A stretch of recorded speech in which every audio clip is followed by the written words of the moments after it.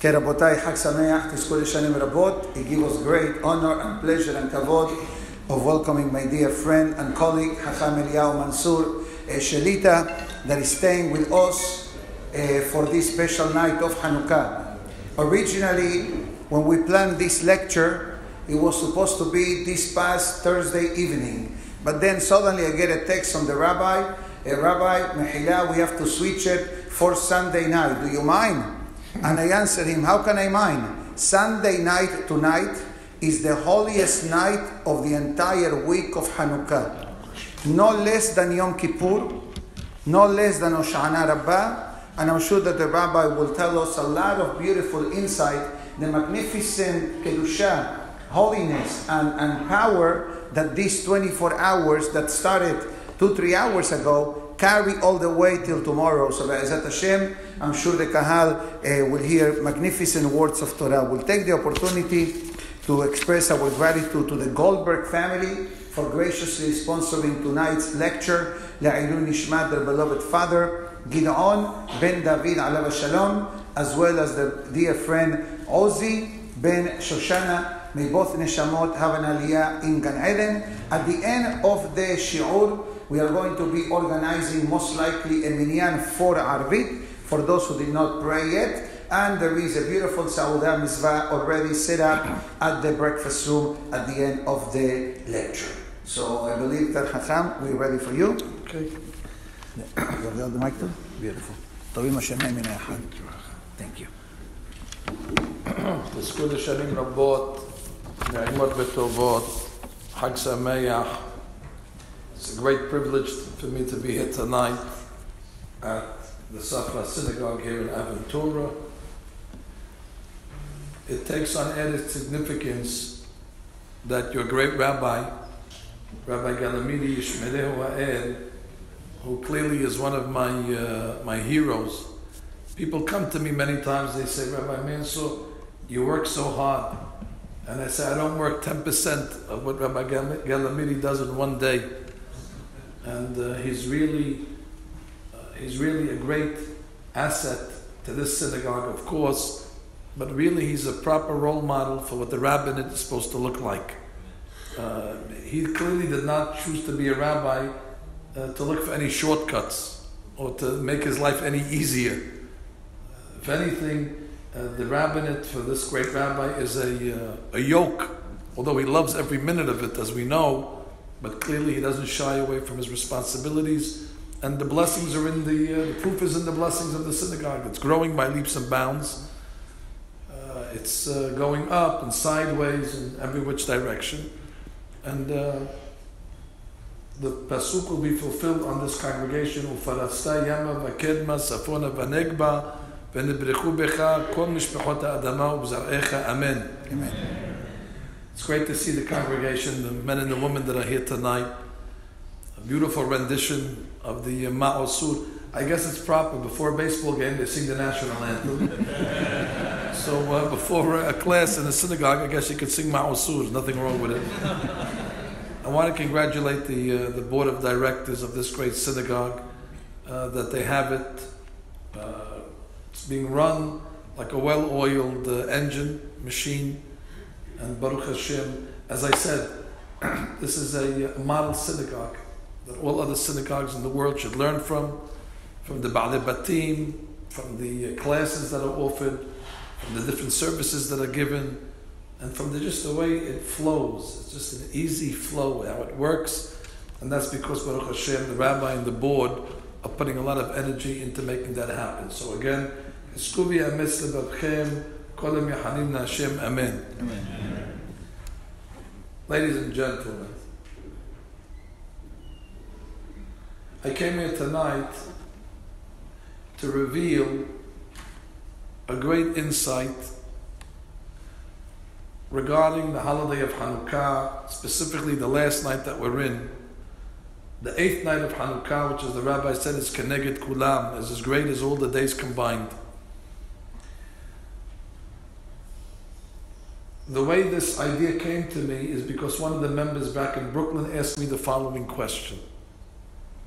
I'm embarrassed that I never thought of this question myself, but nonetheless, It piqued my curiosity when he asked it. So I'll tell you the question. There's a Gemara in Shabbat, page 21. That's the page that introduces to us the laws of Chanukah. So the structure of the Gemara is like this. First it says, there are certain wicks that are valid and there are certain wicks that are invalid for Chanukah. And then the Gemara says there's certain oils that are valid and certain oils that are invalid. Then the Gemara says, and what if the person who lights the menorah and then it goes out? So the Gemara has a big discussion. Do you have to relight it? Or is it okay? Kafta zakukla or kafta en zakukla? Then you turn the page. And the Gemara says, well, how many candles do you have to light? So the rabbis say, well, one opinion says one candle, then there's another opinion, there's a third opinion, then there's Bet Shammai, then there's Bet Hillel. Some say you light 1, 2, 3, 4, 5, 6, 7, 8. Some say you do 8, 7, 6, 5, 4, 3, 2, 1. That's basically the laws of Chanukah spelled out. And after basically a page and a half of just laws, then the Gemara at the end, on the flip side, asks a very, very important question. And the question of the Gemara is, my Chanukah. What is Chanukah? And the Gemara goes to explain, oh yeah, good question. You know what Chanukah is? There was Greeks, there was Hashmonaim, they defiled the temple, they found the Pachshemen, they came in, and they used the oil that there was only enough for one night, and it ended up lasting for 8 nights, and they made a holiday. So the guy asks me, and it's a solid question, Rabbi, if you're writing a Gemara, wouldn't you start the Gemara by asking, my Chanukah, what's Chanukah? Tell me what it is. And after you explain to me what it is, then say, okay, now you know what it is, this is how you celebrate it. This wick, this oil, this amount of candles, in this order. Why would you tell me what is Chanukah after the fact that you gave me all the laws? It's seemingly out of order. This question I put a lot of thought into. And over the course of the next few minutes, we're going to take a detour, but I hope I'll remember to come back to answer this question.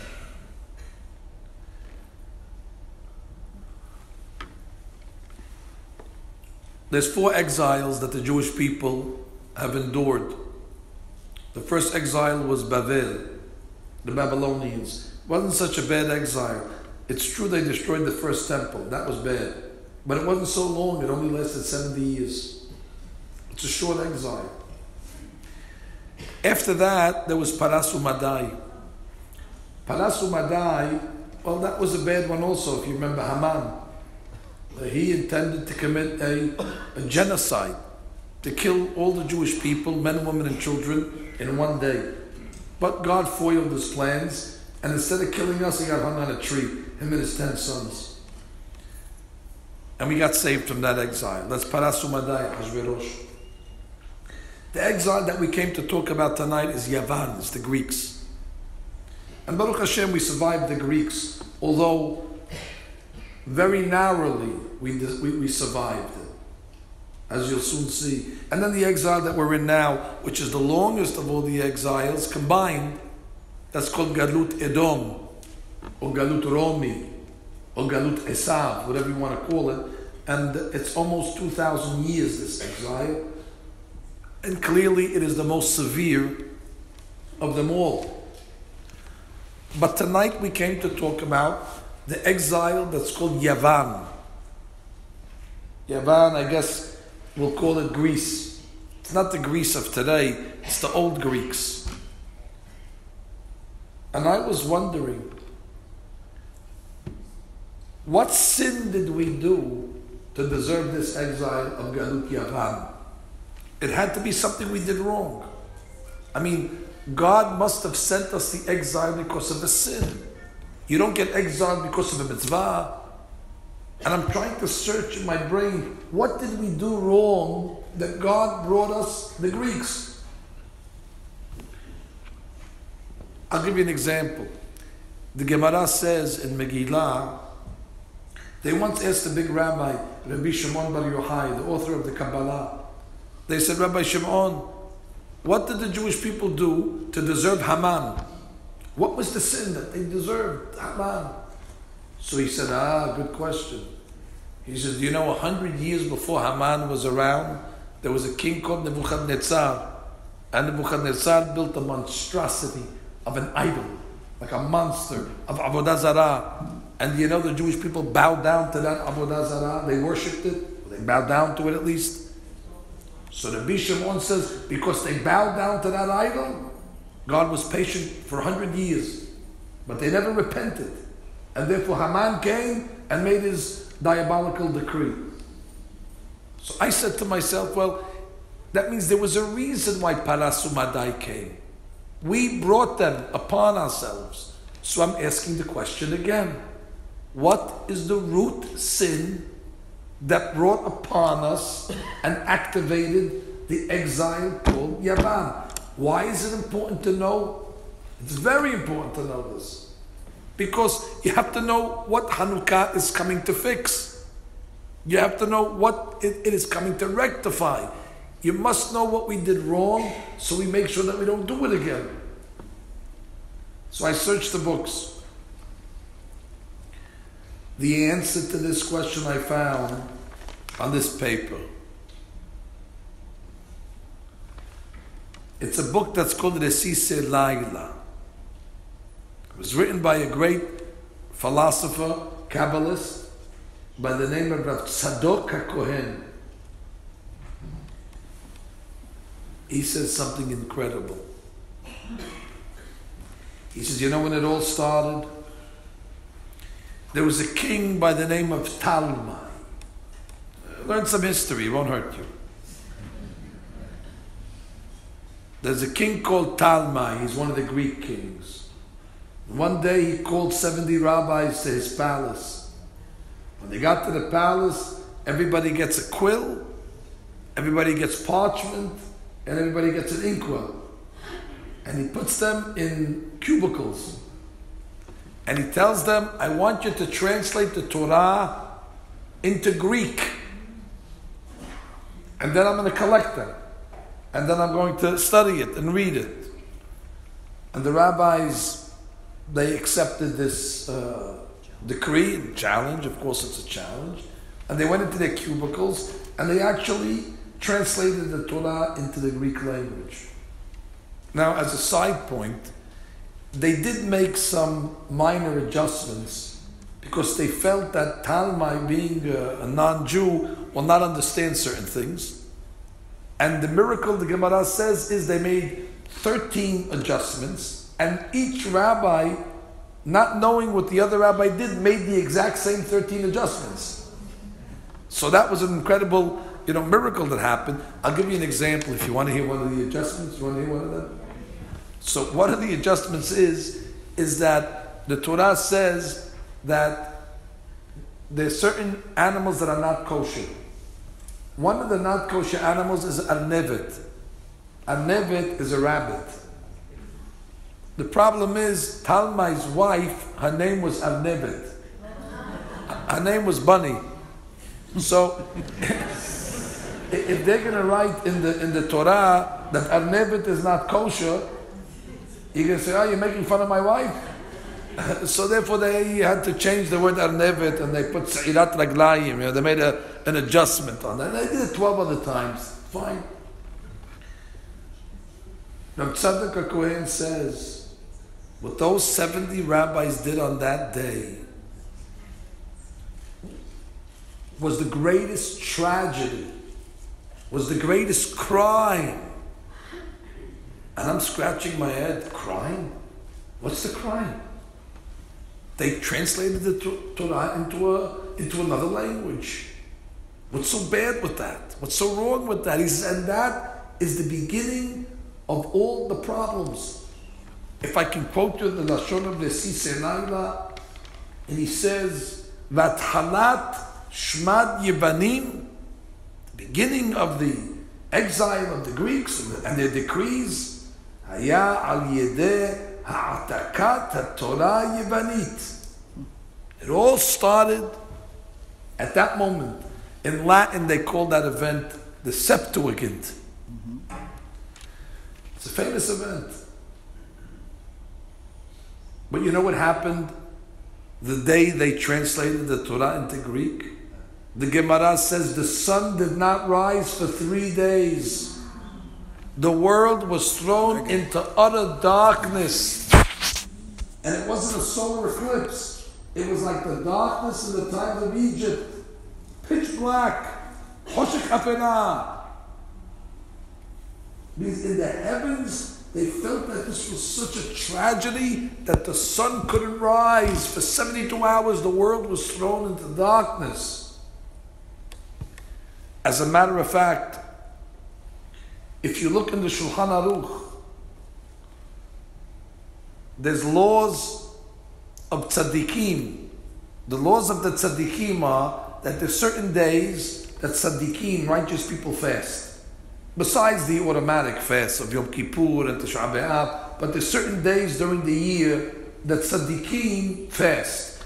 And Shulchan Aruch says if you're a tzaddik, you'll fast on these days. One of the days he writes in the Shulchan Aruch is on the 8th day of Tevet. Wow, now is Rosh Chodesh Tevet. Today was Rosh Chodesh Tevet. So it's next week. The 8th day of Tevet. So Shulchan Aruch says, why would people fast? He said, because that was the day that they translated the Torah into Greek. And that's the day that the sun didn't rise for 3 days. And people fast 2,000 years later. Because we're still feeling the tremors of such a crime. And I'm asking myself, what in the world is the crime? Listen, I was outside in the lobby of your beautiful synagogue, and I noticed that you have the stone Humash. Now the stone Humash is an interpretation of the Bible into English. And as far as I know, when they printed the stone Humash, the sun rose that day.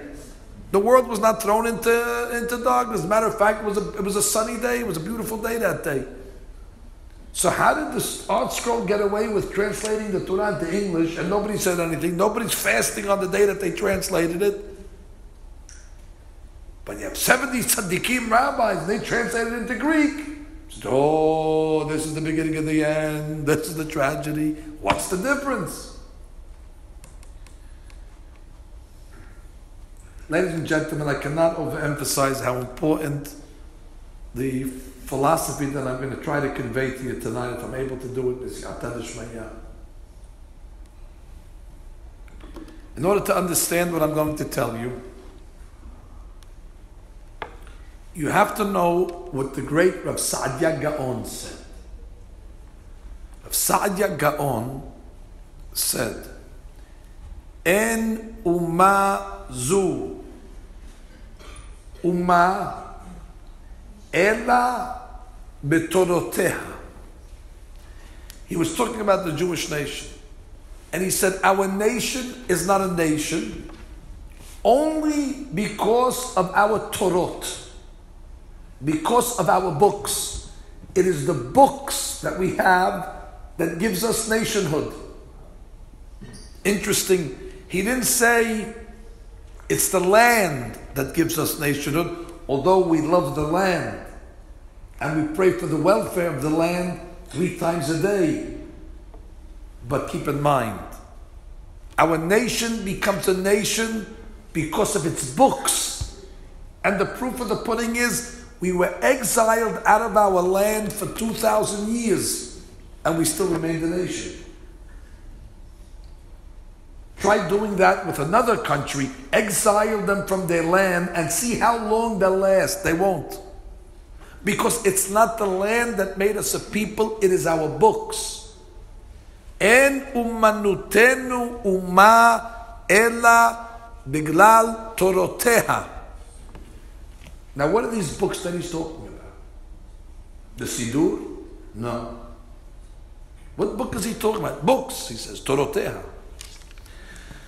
So you must know that on Har Sinai, God gave us the Torah. We received, well, I was going to say 2 books, but it's not true. We received 1 book and then 1 oral tradition. A book that wasn't written yet. It was given mouth to mouth. that book would be called Torah Sheba'al Peh. It's a Torah that's transmitted from rabbi to student.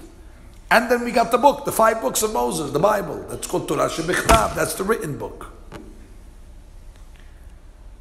Now the written book, which is written in God's handwriting or God's language, which is Lashon HaKodesh, Hebrew.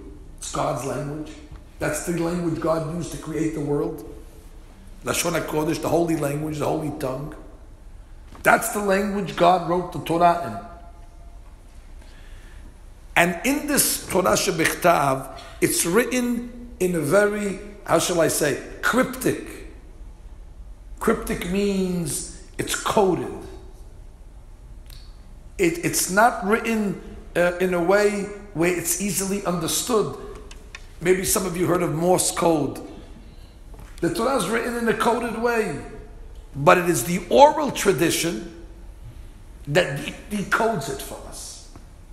So whenever you're studying the Bible, you need to have some rabbi that has that tradition to explain us what the text means. And ladies, if you ever took shorthand, you know, a secretary takes shorthand, but the man is talking for 45 minutes and the secretary has 1 page of notes. So how do you have 45 minutes on 1 paper? This is called shorthand. And then she goes back and looks at the words that she wrote, and from her signs that she writes, she's able to make now 45 minutes of notes. The Torah is written in shorthand. You want an example? I'll give you 2 examples if you don't mind.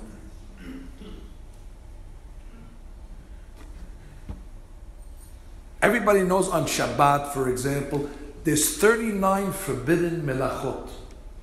There's 39 melachot, 39 forbidden activities. So we learned it in school. Guess what? I'll put you up to a challenge. Go get the stone Chumash. You will not find in the 5 books of Moses 1 mention of the 39 melachot of Shabbat. It's not there. It's such an integral piece of information. It's not in the book. So how do you know it then? Because the oral tradition comes along and says that when the Bible writes the following 2 words, Elle hadevarim, these are the words. Elle hadevarim, these are the words that introduce Shabbat. So the Gemara says, Elle, Aleph, Lamed, He, that numerically equals 36.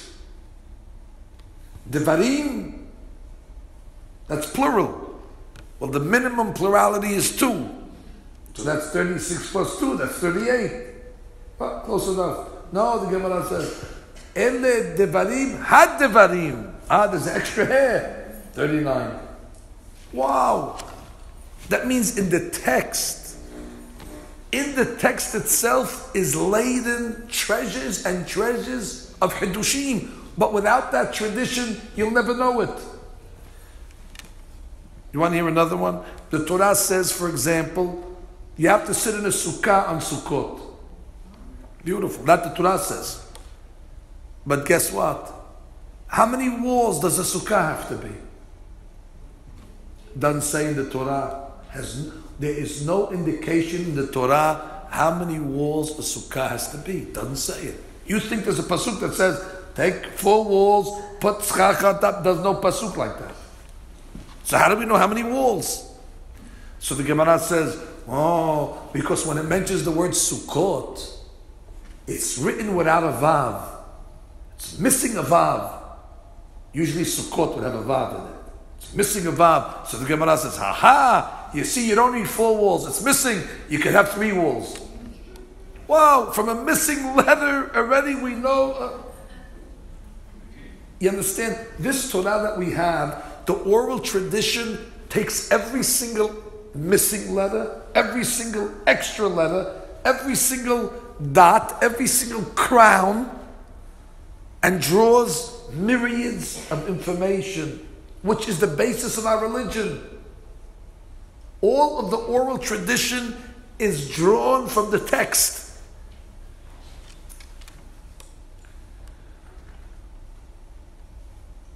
That King Talmai, on that day, when he came and wanted the Torah to be translated into Greek, he didn't do it because he wanted the Greek population now to have access to the Bible.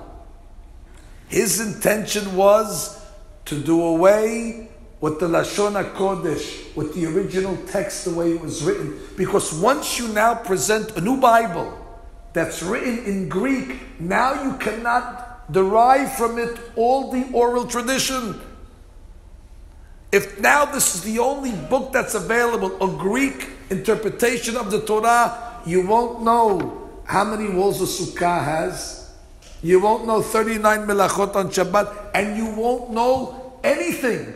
All you'll have is a superficial text, a new Bible, which means, what's the matter? Are the cameras stopped? The Yetzirah doesn't want this to be said. The connection? Of course, he's going to use all his tricks to stop. We're going to continue.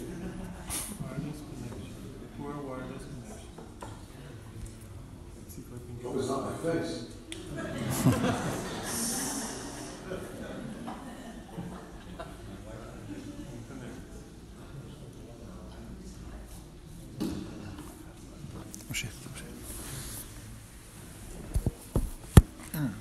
It's okay, Rabbi?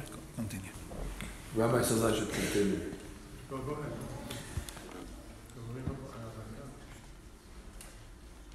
So you see, what the Greeks were trying to do on that day, of the Septuagint of the 70 rabbis that came and translated, We're back.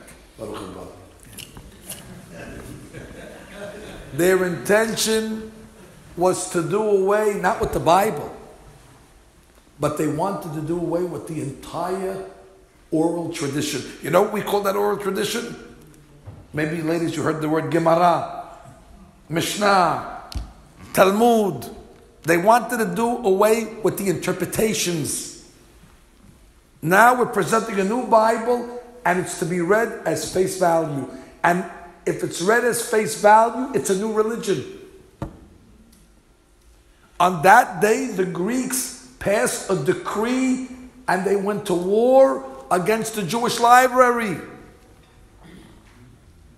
The library that our rabbis sit and sweat over every single day in order to understand what the Bible means, by presenting now a Greek translation of the Torah, they are now, by default, assaulting the entire tradition that's called Torah Sheba'al Peh. And if Rav Saadia Gaon is right, and he is, that our nation is only a nation because of its books, they took away one of our books. And once they take away one of our books, we are not a nation anymore. And now we become assimilated. Now the Bible became secularized. Because no more can the rabbis interpret this book. It's Greek.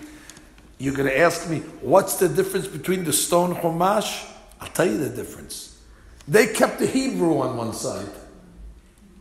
They didn't touch the Hebrew. They said this is the original text. Whoever wants to understand what this means has the English. But the Greek version, they got rid of all the Hebrew text. The only Bible that's available now is the Greek text. Hence, there's no more Torah Sheba'al Peh. Hence, there's no more tradition.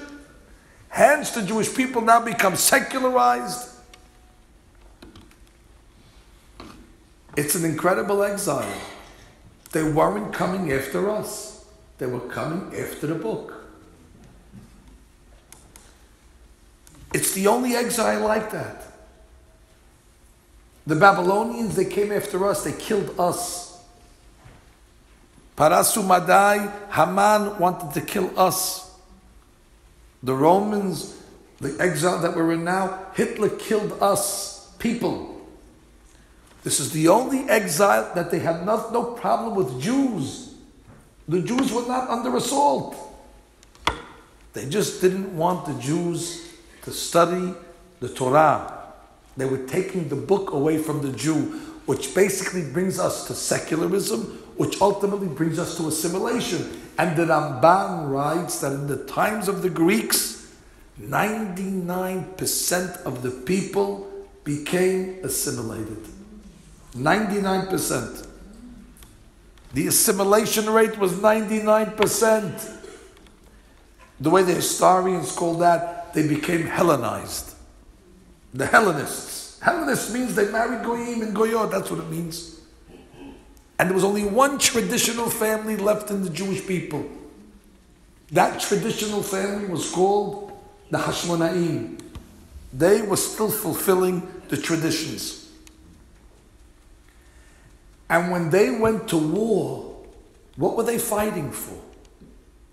They were fighting to preserve authentic Judaism. They weren't fighting for their lives. Their lives weren't in danger. The Greeks weren't killing Jews.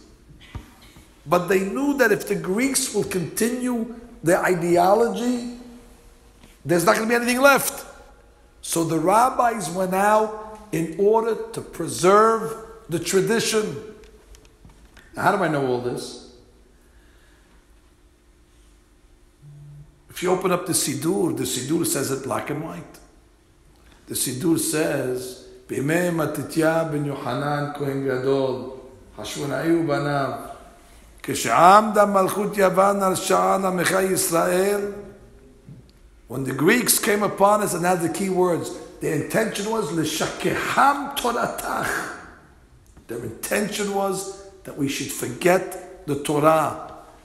Not that the world should be bereft of Jews. No, let there be Jews in the world, no problem. But Jews without Torah. And Jews without Torah, you're not a nation anymore. Jews without Torah become assimilated. That's the facts. Go look at any community in the world today that does not have yeshivot, that does not have kollel, that does not have Talmud Torah. Those communities automatically assimilated. They became secularized. Only through the study of our great Torah are we able to preserve traditions and preserve Judaism for that matter.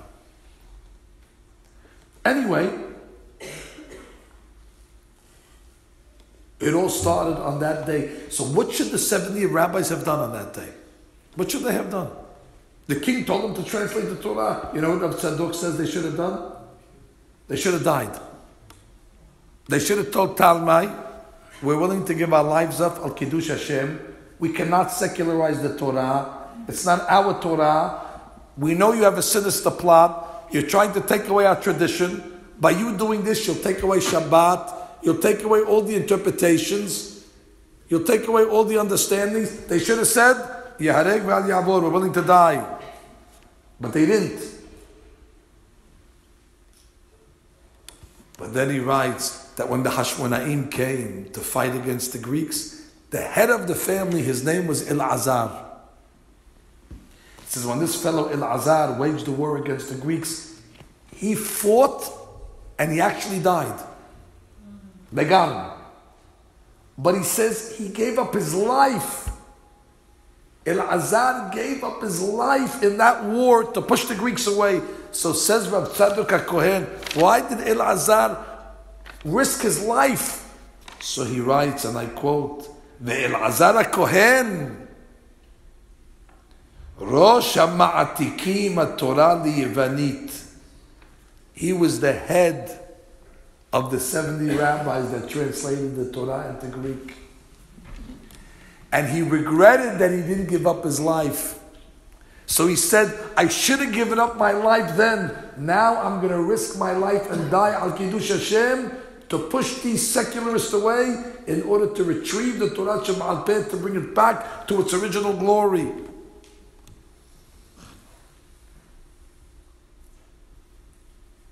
That's why, as you know,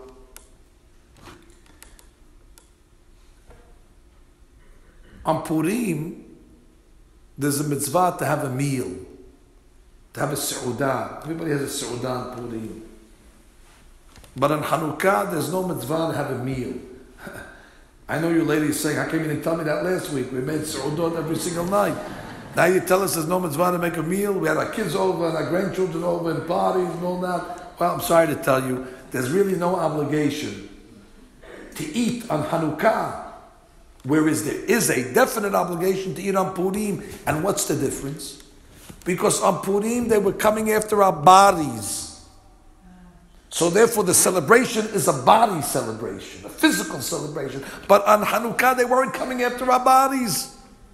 They were coming after the book. So how do you celebrate the book?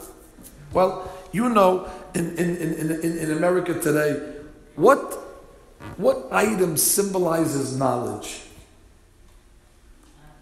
Light. Anytime you see light, light represents wisdom. For example, we would say to somebody, that's a bright idea. Bright. Or if somebody says, that's illuminating. An illuminating idea. In the olden days, if you remember on the cartoons, when somebody had a good idea, a light bulb went on in their head. The light represents wisdom. When somebody says something, they say, that's brilliant. Brilliance also is light. So the way you commemorate this holiday is not by eating. You light candles. Because that's the closest thing we have in this planet that can represent knowledge. You light candles. Because this is what they were taking away from us. Now, I did some math before I came here. And I counted how many candles do we light on Hanukkah? Well, the first night 1, then 2, then 3, then 4, then 5, then 6, then 7, then 8. It's easy mathematics. You just have to add all those numbers up. Well, I did it with a calculator. And I got to 36. It's 36 candles. And I said to myself, could that be a coincidence, 36 candles? Why 36 candles? It's got to be a magic number, 36 candles. Then I went to the library and I counted how many volumes are there in the Talmud. And guess what? There's 36 volumes. That's exactly what they were taking away from us. And therefore we light 36 candles corresponding to 36 volumes of the Torah Shebaal Peh, one per book. So on the first night we light one candle, Masechet Berachot. The next night, Masechet Shabbat, Masechet Eruvin. Because once you translate the Torah into Greek, those books have no meaning. Because you cannot explain tradition in a Greek book. And the Devarim only explains when it's in Hebrew. But Sukkot can only be explained when it's in Hebrew. But once you secularize the book, therefore it's a superficial book that does not lend itself to the tradition of Torah Shebaal Peh. 36 against 36. Well, then I noticed something else. When I went to the bookshelf, that is.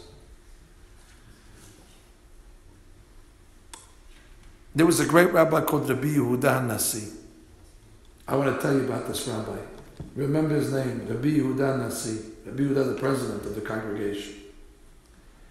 He noticed that this oral tradition that was given from father to son throughout the generations, he noticed that people did not have good memories anymore.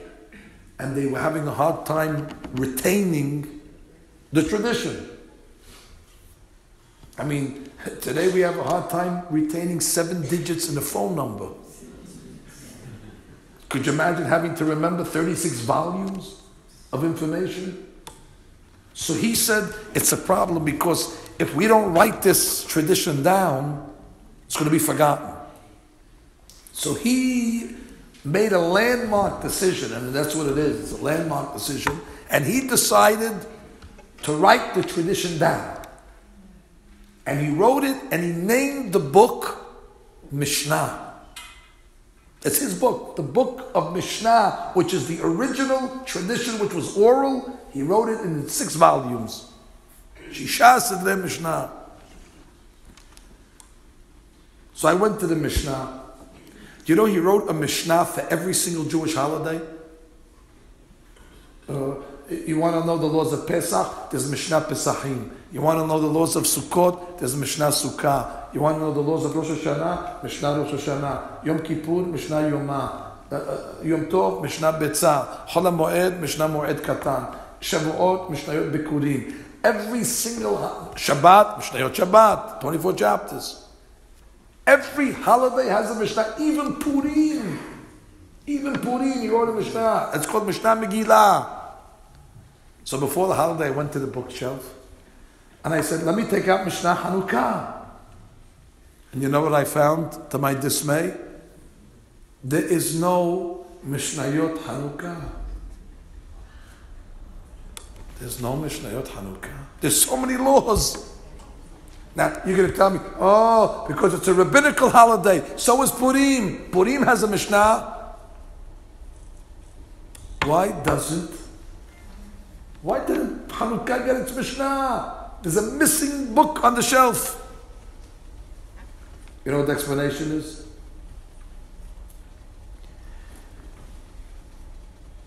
This Rabbi Yehuda Nasi, he wanted everybody to remember what the fight was against. He wanted everybody to remember what they were trying to take away from us. You know, they say, and it's true, you don't appreciate something until it's missing. They say that regarding people's health. You know, when a person's feeling good, doesn't think twice about it. And then all of a sudden, when God forbid something starts to malfunction, then everybody starts to realize how much their health was valuable. It's got to be taken away. And the same thing when it comes to people, God forbid. You know, people are taken for granted. And then when do we realize that we took them for granted? When they're no longer here. And then after somebody passes away, we say, oh, we didn't visit them enough, and we didn't spend time enough, and we didn't appreciate them. It's always like that. It's got to be taken away before you appreciate it. So the Rabbi Yehuda Nasi said, how am I going to get the Jewish people to appreciate what the Greeks were taking away from us? So he said, they're going to go to the bookshelf on Hanukkah, and they're going to see there's a book missing. Specifically, he did not write Mishnayot Hanukkah, and then they were going to say, what is this? And now you say, you see, if it wasn't for the Hashmonaim and that family, we wouldn't have any of these books. So by not seeing Mishnayot Hanukkah, it reminds us what they were attacking.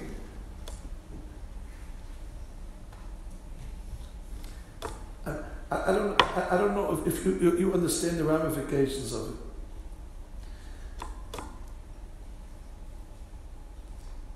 I'm not coming here to talk about different sects of Judaism, but take, for example, all Jews are good, all Jews are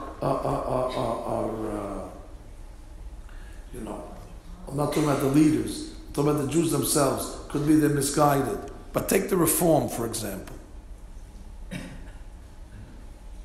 The Reform have their temples. Now they drive to those temples on the Sabbath. They drive in the parking lot.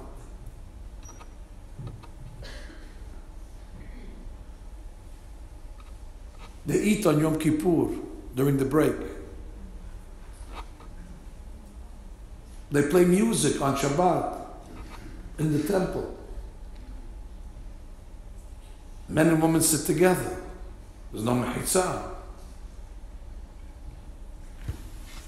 Where did all that come from? Once you take away oral tradition, none of those things are written in the text.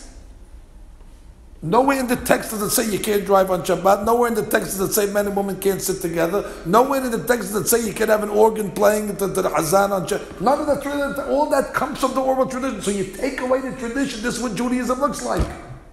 But it doesn't end there. Because if you look at the people that are sitting in the seats, today, the majority of them are not even Jewish. Because once already you take away this religious interpretation that was given at Sinai, that's what Judaism starts to look like. Now, I'm not blaming the people. They were misguided. They weren't taught the proper way. And the leaders, yes, the leaders who knew what they were doing when they started this movement, well, they're going to have to pay a price one day. And that's what the Greeks were trying to do. And if it wasn't for the Hashmonaim, the whole Jewish nation would be that. assimilated. You cannot imagine the tragedy. I once saw a book from Rabbi Hutner, Alav Shalom. Rabbi Hutner was the Rosh Yeshiva of Chaim Berlin. He says that Galut Yavan is the worst of all the exiles. It's even worse than Haman. Haman was Hitler. Hitler was trying to take away bodies. Bodies, it's okay. We still have souls. But Yavan was taking away the soul of Klal Yisrael. That's our eternity. That's much worse. I cannot overemphasize the danger that we were in. So the Yehuda Nasi said, no Mishnayot for Chanukah. So you'll be reminded that that's the book they were going after. There's a custom on Chanukah. I'm giving my opinion now. I didn't confer with the great rabbi what his opinion on this is. And I know everybody has different opinions, so please, ask your local rabbi what he believes, but I'm telling you my opinion. This is one man's opinion. Take it with a grain of salt. There are certain traditions that are based in halakha, and then there's certain traditions that, although they're based in halakha, but over the course of time, they run amok. One of those traditions, I believe, is this tradition where people on Hanukkah exchange gifts. Now I know there's a tradition on December 25th that they exchange gifts. I'm aware of that tradition. And I know they both come out in December time. But maybe I'm missing something. I haven't found yet in the Jewish law where it talks about exchanging gifts on Hanukkah, although on Purim it says it. On Purim it says it. Mishloach manot. Even on Pesach it says you're supposed to buy your wife a dress and give the kids candies and so. But what does it say on Hanukkah? It's brought down by a rabbi called Magen Avraham. He says the old tradition was, in the old countries, that they would give money. Chanukah geld. Chanukah geld, as the rabbi calls it. Geld is money in Arabic. They used to give this geld that the rabbi talks about. And who would they give this geld to? To the rabbis in the yeshiva. To the rabbis in the yeshiva. That was like a bonus. Chanukah bonus. A Chanukah bonus. The kids would come to school in an envelope and say, He is the president. Rabbi, Chanukah bonus. B'diuk, Chanukah bonus. And they would say, this is a gift from my father. And then the parents would give their children monies. And the reason why they would give them the monies was to incentivize them to learn better in the next semester. That was the source of the custom. You were paying the rabbis for the good job that they did, and you were paying the students monies. So I don't have a problem if a parent today gives a gift to a child and says, this is for all your hard work that you've been doing in the yeshiva, and now you have the winter months ahead of you. Let this be an incentive. I'm all for it. You should give your gifts every night then. But if exchanging gifts just becomes for no purpose, just for the purpose of giving gifts without a reason. Now, why did that custom happen? To give gifts to the rabbis and the students, because that's what they were taking away, the Greeks. They were trying to do away with rabbinical interpretations. So therefore, in order to take a revenge against them, on this holiday, we fortify the yeshivas by giving them bonuses and fortify the students by giving them incentives. It's as simple as that. I'll go further now.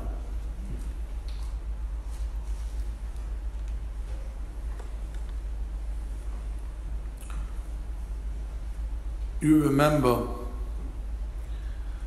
when we were at Har Sinai, you were all there. I remember some of you as well. We were all there at Har Sinai. Every single Jew that was born and was destined to be born, their souls were at Har Sinai. So you were there. God came down on that day and He said, I have the Torah, 1,000 pages. What is your opinion? At that point, we answered 2 words. We said, Na'aseh v'nishma. Let me explain to you what that means. If somebody comes with you with a document of 1,000 pages and tells you, listen, there's a lot of things in this document that you're going to be obligated. And it's going to be difficult, and it's binding, and if you don't follow it, there's punishments. So here's the 1,000. What's your opinion? What I would say? Give me 3 days to read it. Give me 3 days to read it. Let me read the document. And then I'll come back to you and say, I'm interested, I'm not interested. Especially you're telling me that it's going to oblige me and there's punishments and it's difficult. I'd like to read the pages. Well, the Jewish people came at Har Sinai, and God came with 1,000 pages and said, listen, I have this book, what's your opinion? And what do we say? Where do we sign? God says, don't you want to read it first? We don't have to read it. You're giving it to us, we trust you. Where do we sign? They accepted like Obamacare. They signed it and then they read it. And then they read it after. L'havdil.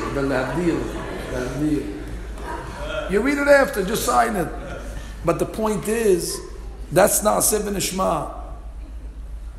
We took the book sight unseen. It's an incredible leap of faith. That's the way Jews accept the Torah. Na'aseh v'nishma. Well, guess what? The holiday of Chanukah, we're re-accepting upon ourselves the oral tradition. The tradition that the Greeks tried to take away from us. Like it says, the Shakeham Toratach.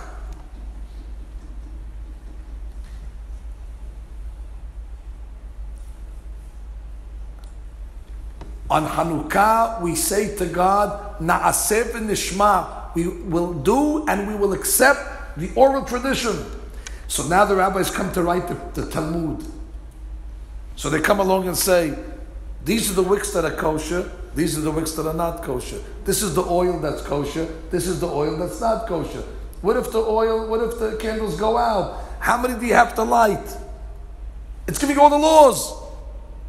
And then only after it gives us all the laws, what does the Gemara say? My Hanukkah. The Gemara writes it in the style of Na'aseh v'nishma.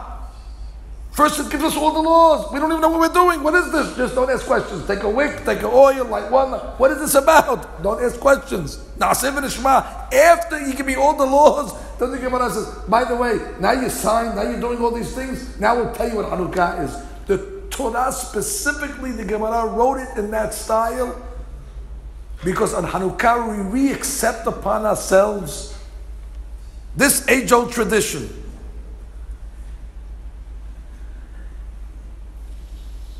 And now the good news. Now that you know what the battle was, and now you know what the Hashmonaim did, now I have good news for you. Good news is, we have a tradition. The Or HaChaim HaKadosh writes it, that one of the telltale signs before Mashiach comes, there'll be a resurgence in the study of the oral tradition. So when you start to see people studying Mishnah and Gemara, and you start to see it becoming prevalent, start ironing your dresses, ladies, because you know Mashiach is almost here. Whenever there's a resurgence in the Torah Sheba'al Peh, that already activates the Mashiach. As the Gemara says, En Yisrael Nig'alin Ela B'Torah. So there was a great rabbi. His name was Rav Chaim Sonnenfeld. They went to Rav Chaim Sonnenfeld and they said, the Gemara says that the Jews will be redeemed in the merit of Torah. He said, it's true. But the prophet did not say that. He said, well, what did the prophet say? Well, the prophet says, Sion b'mishpat tipadeh. Zion will be redeemed in justice. V'shaveha, and those that are in captivity, b'staka, in charity. So what do you mean? It doesn't say, the prophet doesn't say one word about Torah. He doesn't say one word about the study of Talmud. He talks about Zion being redeemed in justice, and its captives will be redeemed in charity. So he said, aha. If you take the words Sion b'mishpat tepadeh and take the numerical value of those letters, it equals exactly the numerical value of the two words Talmud Yerushalmi. And if you take the two words Veshaveha B'staka, those two words equal exactly the words Talmud Babli. That's what the prophet meant. That Zion will be redeemed. Zion is Jerusalem in the merit of Talmud Bab and Yerushalmi. And Veshaveh, those in captivity, is Talmud Babli. It means the redemption is going to be in the merit of the study of the Talmudim. En ummatenu umma ella betoroteha, like Rav Sa'adiyah said. What's the good news? The good news is today, Baruch Hashem, I remember when I was young, we have a synagogue in New York called Sha'arei Sion. It's still around. On Ocean Parkway. I don't pray there anymore. I have my own synagogue. But when I was young, I prayed there. It's the synagogue of my grandfather as well. And you'd figure everybody heard of Sha'arei Sion, it's a prestigious synagogue. They had a library. Shul has to have a library. You know where the library was? On the 4th floor. You had to walk all the way up. You know, when you put a library on the 4th floor, that's like in Macy's, they put the return department on the 9th floor. Because no one's going to go there to return something. It's not worth it to go all the way up to the 9th floor to return and leave it. So when you put the library on the 4th floor, that means nobody's really using the library, so we could put it on the 4th floor. But I wanted to see the library. Because I loved books. When I was young, I still love books. So I went up to the 4th floor of Sha'arei Sion, and the library is locked. A Bukana library is locked. There's no, you got to speak to the Shamosh. Who's the Shamosh? Shalom. Shalom? Where's Shalom? He won't be here till Mincha. So now nobody can get any books. Shalom comes on his bicycle from Mincha to Shalom. Shalom Ozeri, that's Rabbi Ozeri's uncle. Shalom Ozeri. He's an old Yemenite guy. Shalom, could you open up the library? What do you want from the library? What do you want? Here's a Sidur, here's a Chumash. Here's a Sidur, here's a Chumash. What else could you want? I don't know. I don't know what a library is. I'd like to see what the library is. He opens the library, and I look at the books, and the books are burnt. The books are burnt. Every book you open up, they're all charred. You bang the table, smoke, dust. I went to my grandfather, Allah Shalom. I said, Grandpa, what is this? He said, that was Hakam Matlub Abadi's library. I said, what happened to it? There was a fire in Sha'arei Sion, burnt his library. I said, Grandpa, nobody thought to replace the library? That's what Sha'arei Sion was. He had a library, it burnt, they locked it, and it was the Smithsonian. You know, you looked at it, you said, Zek al-Khurban, and that's it. Nobody cared. Now, if you tell me when I was a kid then in Sha'arei Sion, Rabbi Eli, is Mashiach going to come? I said, how can Mashiach come? There's no library in Sha'arei Sion. It's Eshes v'anochi afar v'efer. We have a community that's just reading Siddur and Chumash. There's no Talmud. The Talmud in Sha'arei Sion is burnt. How are you going to have Mashiach? That's what the Greeks were doing. Pray all you want from a Siddur and a Chumash, but who has the interpretations? Well, it's in Chamat Lub's burnt library. Go get the key. The key's not going to help you. Go today to Sha'arei Sion. As an example. Today the library is not on the 4th floor anymore. The library today has its own floor. no less than 10,000 books in the library. 100 sets of the Talmud. Tables, lights, fresh. That's today what's going on in the world today. No more are the libraries burnt, archaic. We built a synagogue in Deal over the summer, Lawrence Avenue Synagogue. The committee of that synagogue came to me and said, we have an unlimited budget for books. They didn't talk about like that in our communities 50 years ago. We want to have every book in the Talmud, every book from the Hakamim, from Maimonides and down. So the scholars can come and study and they can understand the religion. And the Greeks are turning over in their graves. Because when I was young, the Greeks were laughing. They said, ha ha ha, we beat these people. Let them pray from Siddurim all day long. As long as they don't follow the tradition, they'll become like Chas v'Shalom, the Hellenists. And today, I'm looking at Abe Franco. Bet Torah does not have one of the most beautiful libraries in the community today. They built a special building that they can have scholars come and study Torah and learn the oral tradition. There's not a shul that doesn't have a library today. If you don't have a library, you don't count. Torah centers, learning. And your great rabbi gave me good news the other day. I'm very happy. This synagogue over here clearly is one of the most prestigious synagogues that we have.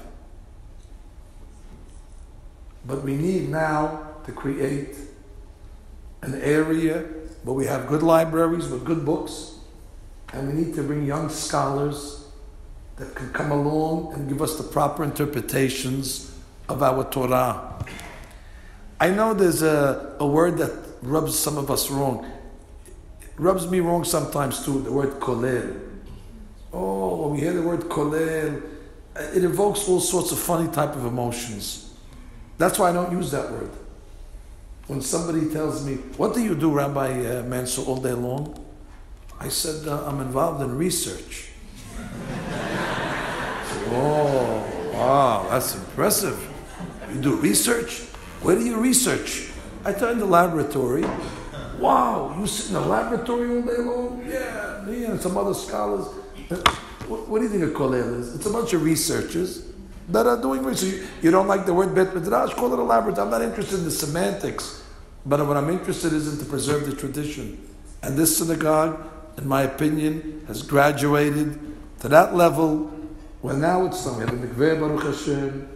We have the synagogue flourishing in all aesthetic ways. We have a beautiful library that was built, but I'm sure we can use more books. Now we need scholars. Because if you don't have these scholars that can read these books, so then what's going to help us? That's the greatest commitment we can make on the 8th night of Hanukkah. If you really wanted to take a revenge against the Greeks, well, eating a jelly donut is not going to take a revenge against the Greeks. The Greeks couldn't care less how many potato pancakes you eat and how many times you spin a dreidel. That's not going to help anybody. I'm not going against those traditions. Eat jelly donuts, eat potato pancakes, put applesauce, whatever the tradition is. But that's not going to preserve Judaism. Latkes cannot preserve Judaism. What's going to preserve it is going back to the study of Torah Sheba'al Peh. Their intention was l'shakeham Toratach. And the victors of that war were the Hashmonaim, and the Sidur calls them Oskei Toratecha. Those that were toiling in the Torah. And let us come tonight as a great community and say to God, Na'aseh v'nishma. Let us accept upon ourselves to build a new research center here in the synagogue in Aventura. Let us bring some scholars. It's going to cost money. Of course it's going to cost money. But it's the best money spent. We spend money on insurance. A person has a car, he has insurance. A person has a house, he has all sorts of insurances. A lady has a fur coat, she has an insurance. People make a bet in a casino, they take insurance on a bet. But when it comes to preserving Judaism, that's not worth paying an insurance to pay a premium to guarantee Judaism. What would we pay that we guarantee Judaism? We just got to get to the finish line. Mashiach's finish line is right here. We just have to push Judaism a few more feet to get to the finish line. This is the test that we have, but we're in a good position because today we understand it. As I said, we don't have burnt libraries anymore that we have no access to. And then, Be'ezat Hashem, the words of Rav Chaim Sonnenfeld will come true. Sion b'mishpat tepade is Talmud Yerushalmi, b'shaveh b'tzedakah is Talmud Bavli. And when we return to the Talmudim, no longer is the Torah translated into Greek. The Torah is preserved in its original text in Lashon HaKodesh. I'm not against the translation, but don't touch the original. Because as long as we have the original, we can learn all the laws of Shabbat and the Hagim and everything else in between. My prayer is that Be'ezat Hashem, as this synagogue reaches the next level of growth, just like you have succeeded at every other stage of your development, not only have you succeeded, you've exceeded expectations. This synagogue, in every area of its growth, has become the benchmark of how it's supposed to be done. And I'm very confident that now, as this synagogue becomes a leader in the preservation of Torah Sheba'al Peh, let us make this commitment on the 8th night of Chanukah, which the rabbi is right. I know some of you said, isn't the rabbi going to tell us some sigulot? Well, on the 8th night of Chanukah, it's true, you could pray for whatever you want, especially fertility.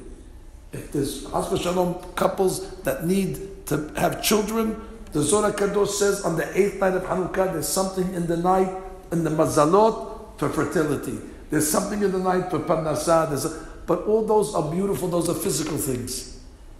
But what is it to have fertility in 100 children if we cannot guarantee that they're going to be Jewish in 50 years?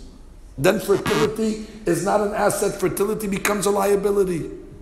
So it's not enough to pray for fertility that we have children. The synagogue must create the infrastructure that will guarantee that those children that will be born as a result of Zot Chanukah, Be'ezat Hashem, will remain Jewish. And that's what it says in the Haggadah Shel Pesach, and I conclude. That in every generation they came after us. Sometimes after our body, and in this case, after our book. HaKadosh Baruch Hu Matzilenu. HaKadosh Baruch Hu in every generation saves us. And this is the order of the day and the calling of our time. En Yisrael nig'alim ela b'zchut Torah. And Be'ezat Hashem will be fulfilled on us the pasuk. Adonai chafes למען צדקו יגדיל תורה ויאדיר. כמו שעשה ניסים לאבותינו בימים ההם, כך יעשה לנו ניסים בזמן הזה. אמן ואמן.